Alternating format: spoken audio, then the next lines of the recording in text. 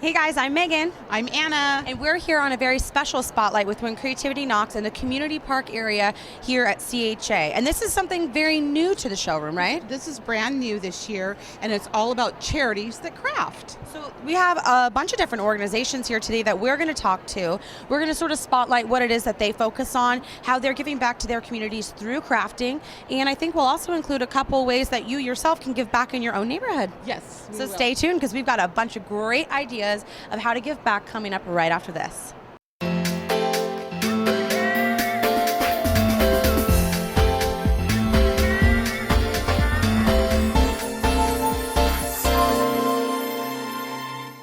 I'm here with Victor from CHA.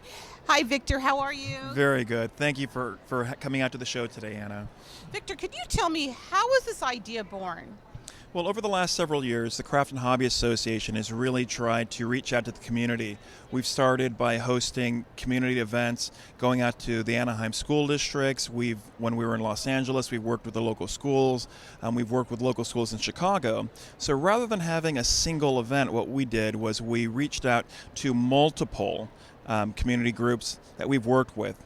Everyone from Operation Right Home to Charity Wings to Conquer Cancer. These are some really great crafty groups that really make an impact in a local level by taking crafts and helping people heal and recover. So we wanted to work with them. So why did it this year? Why did you pick to do it this year? Well, we were thinking that there's so many opportunities and so many causes out there. We were just thinking this year is a really great time. We're returning home. We wanted to get that hometown feel, and this is a great opportunity to do it. Now, we're very excited to come over and have this conversation with you and talk a little bit about the great things that your organization does. So why don't you educate our viewers a bit about how Operation Right Home began and sort of the history on the organization? Sure. We started out on a message board. A bunch of my friends and I were just talking about wanting to get rid of all these cards we made because we're obsessive crafters, and we just kept making enough cards that we didn't know what else to do with them. I had heard a story on the radio about a woman in Texas who had sent 1,000 cards to her son's unit, and I said, hey, we could do that. And a soldier happened to answer. She was getting her fix by watching us craft. And so we sent her a box. She was in Baghdad at the Combat Support Hospital. We sent her a second box and then a third box, and she said, okay, now I'm inundated in cards. So we found another soldier, and then we had to have more card makers to support that soldier and the other one. So it just kept increasing until we've now sent almost 1.5 million cards. So it sounds like you guys have had an overwhelming amount of people respond and want to take part in what you're doing. Absolutely. It's a real natural for crafters to want to give. They seem to be a really giving group anyway, and when you give them a chance to support the troops in a way like this, it's just a natural fit. Our mission is to see that every child is prepared to learn and succeed in the classroom by providing free school supplies nationally. So how do you do that? We do it through a couple different means. One is we have a network of 24 resource centers across the country, and they're really mock retail environments where teachers from low-income schools can go and shop for items to take back to the classroom. I say shop, but there's no cash register, so they take whatever they want back. An average teacher brings $300 or $400 each visit back to the classroom. Wow, that's fabulous. So you rely on donations from across the country? We do. We have a lot of partners, mostly major manufacturers and retailers supply us with product. Now, can the general public also donate to you? They can through our website, through events like this where the general public participates in it. So yes, there's lots of ways, and every donation counts. Everyone means a whole lot to us.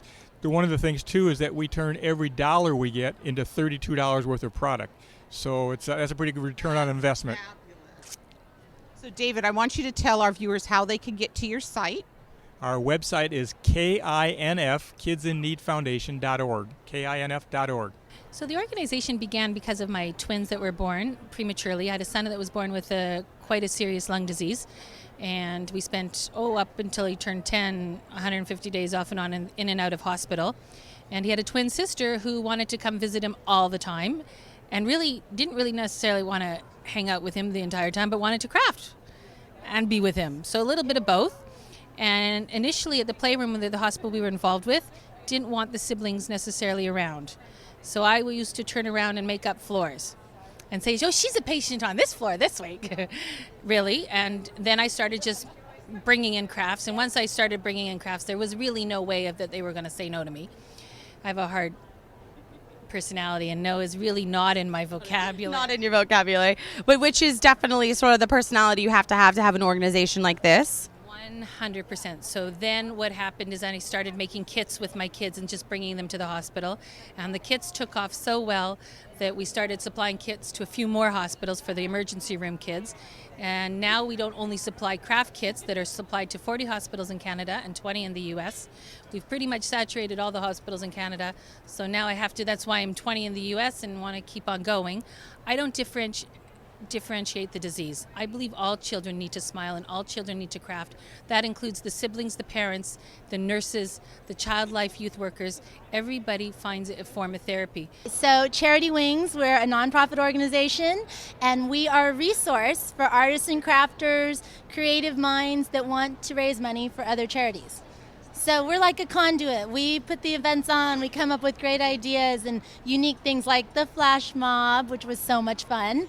Yeah, and you were telling me about a new people can sign up. Yes. Tell me about Club that. TLC. That's what it was. Club TLC. It's through love and creativity. And this is a really fun thing that we're doing. You get prompts throughout the month of really neat things you can do. Good deeds. Sometimes they're crafting related, sometimes they're not. And all the good deeds you do, you get points. Okay. We call them feathers because you're building your wings. Okay. Okay. So, and then you can trade your points in for cool stuff. That's great. Things that have been donated by sponsors. And so all the viewers have to do is go on and log in, and there is a little membership fee, Yeah. which goes to charity. Exactly. So we're it's $89 for the whole year. Okay, and then you can collect your points and trade it in for good stuff. And you get Live from CHA for free, which is what we're doing right now here at CHA. And that comes with a great kit that we ship to you. And then you get discounts on any events that we do throughout the year. And then you collect your points. Also, you're getting amazing signed art from Danita Art, Okay. which we love. And so it's full of goodies. And you get an official plastic printed membership card, which, you know, we all like being officially. Yeah. And tax deductible. And it is a donation, absolutely. So yeah, we love it. It's so much fun. Really what happened is my son had bone cancer, and I was a quilter and didn't know what to do for him. So I made a fun pillowcase for him to have on his bed every time he went in for treatment. And consequently, he had a relapse. I made him for the rest of the kids in the hospital, and kind of the rest is history. And we've delivered close to 500,000 pillowcases in 4.5 years. But what happens is each time a child comes into the hospital, they get a pillowcase, it stays on their bed. It's that no more white pillowcase policy, as the hospitals talk about it. They take it home with them. They come back again for treatment, they get another pillowcase. So that's kind of how it started, and then we have gone from there. So it's really just become an opportunity to give the children a touch of home while they're sort of away from their home with their families. Right. It's to those white sterile hospital rooms, and it's kind of like making them fun. It's also a conversation piece, or some of them have called it their magic pillowcase. If they have to get an IV, they get the magic pillowcase, and then they are willing to have the IV put in. Now, this is something that has sort of swept the nation. I know nurses are excited about it. Doctors think it's wonderful. So it's definitely been something that hasn't only affected the patients and their families. So tell me how rewarding that has been for you. Well, I guess I just can't believe that it's all happened. And I always thought about what it meant to the kids because we had gone through that experience, but I didn't realize what it meant for the volunteers. And it's given us the opportunity to teach young and old the value of community service.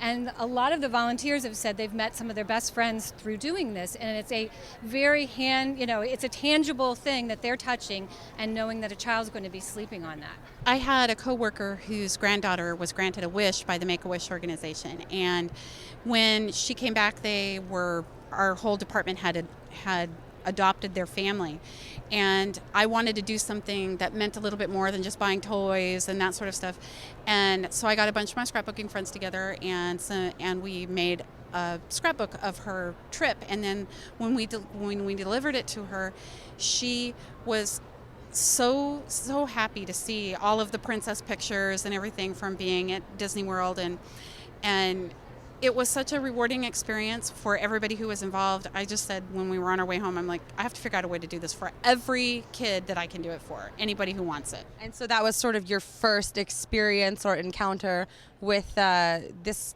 type of a giving back. So talk a little bit about, I know you mentioned it's been a very rewarding experience for you, but how has this changed you sort of as a crafter? Because I mean, maybe you feel you're crafting for something bigger? Well, I think that it's really given me sort of a purpose. I think I'm one of the lucky people in this life that when you figure out a way to use something that you love so much to do something that is so rewarding to other people, I know how important my pictures are to me, and they're even more important to somebody who is going through what these families go through, and they don't have the time or resources or the energy really to put into doing something like this. And honestly, if something does happen to their child, what happens to these pictures if they're not in an album? They get put in a box in the back of their closet. They become too painful to look at. And when we do this, it becomes a tool for healing. And that's really, I think, probably one of the biggest blessings I've figured out in doing all of this, is that it is a way for people to heal. Creativity does heal.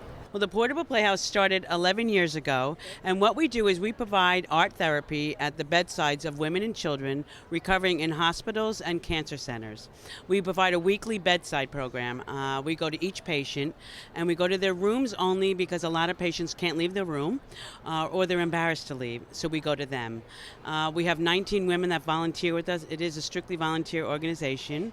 Right now we're based out of Pennsylvania and Boston, and we're strictly on the East Coast with about 45 hospitals across the country waiting to bring our weekly program. That's wonderful. And we make beautiful glass jewelry. We make it custom to fit them. We work with boys. We have masculine beads too. We do earrings and bracelets, keychains, anything the kids want to make. And if they can't use their hands, we are their hands. So no matter what the limitations the patient has, we can work with them. So the hospitals love us.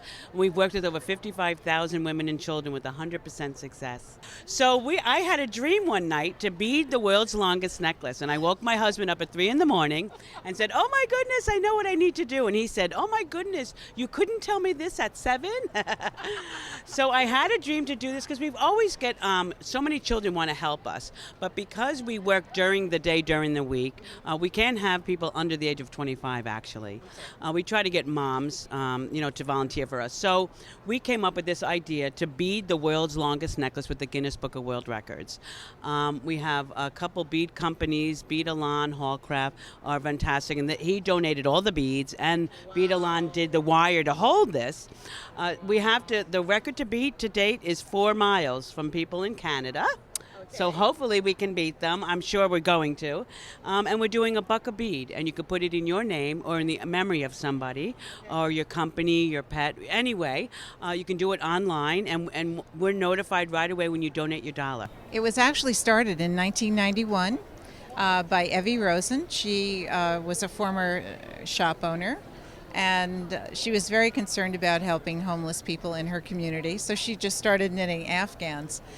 And you can't make an Afghan quickly enough, to help people. So she came up with the idea of creating rectangles, a template for a 7 by 9 inch rectangle, and then have other volunteers join them together in a patchwork Afghan.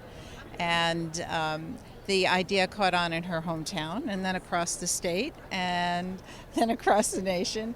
And since 1991, we estimate close to 300,000 Afghans have been distributed to people in need.